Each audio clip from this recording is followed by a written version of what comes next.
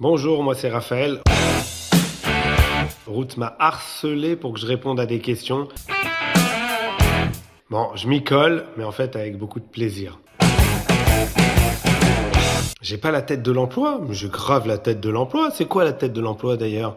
Il paraît que la tête ne fait pas le rabbin. Vous connaissez pas le proverbe? Alors mon parcours, c'est que j'ai vécu 9 ans en Israël. Ces années m'ont permis d'être formé en Yoetz Torani. Yoetz Torani, c'est un mix entre rabbin et psychologue qui permet de comprendre un petit peu les difficultés de notre génération dans l'approche de la pensée juive et de l'investissement dans son identité juive, dans ses identités juives, puisqu'il y en a plein d'identités juives multiples. Comment on passe de mec normal à Rav Raphaël? Est-ce que tu sous-entends que je suis pas un mec normal?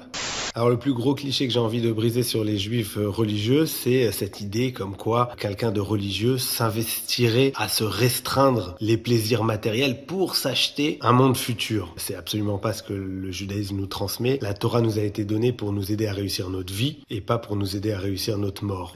Donc si on vit comme il faut, de manière authentique, la Torah, alors on est absolument épanoui et heureux, pas parce qu'on est en train de s'acheter un monde futur, mais parce que c'est ça qui nous permet d'avoir une vie heureuse et équilibrée.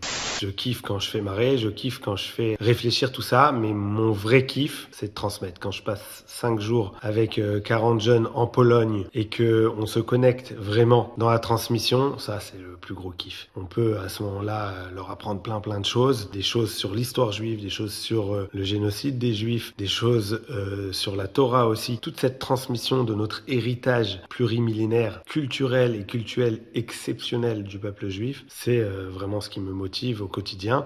Et quand je vois les yeux qui s'allument et les connaissances qu'ils ont appris, c'est ça qui me... Quel kiff.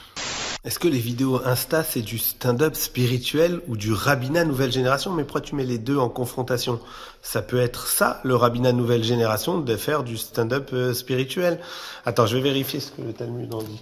Si Moshe Rabbeinu avait eu TikTok, je pense qu'il aurait fait des vidéos sur la halacha, la loi juive. Il aurait mis toutes ses forces là-dedans. Parce qu'au final, c'est la pratique qui nous protège. Le poète Echad israélien, il disait, plus encore que ce que les juifs ont gardé le Shabbat, c'est le Shabbat qui a gardé les juifs. C'est-à-dire que c'est la pratique du Shabbat qui a protégé le peuple juif pour qu'il reste le peuple juif. Et depuis le 7 octobre, ça arrive par centaines des jeunes qui se posent la question, mais ça veut dire quoi en fait être juif? Et ils développent cette identité juive, ils se l'approprient, ils la vivent autrement. Est-ce que j'ai déjà eu peur d'être un rabbin visible? Alors non, parce que moi j'ai un discours qui divise pas, enfin j'essaye en tout cas de pas diviser, d'être assez nuancé, d'être bienveillant.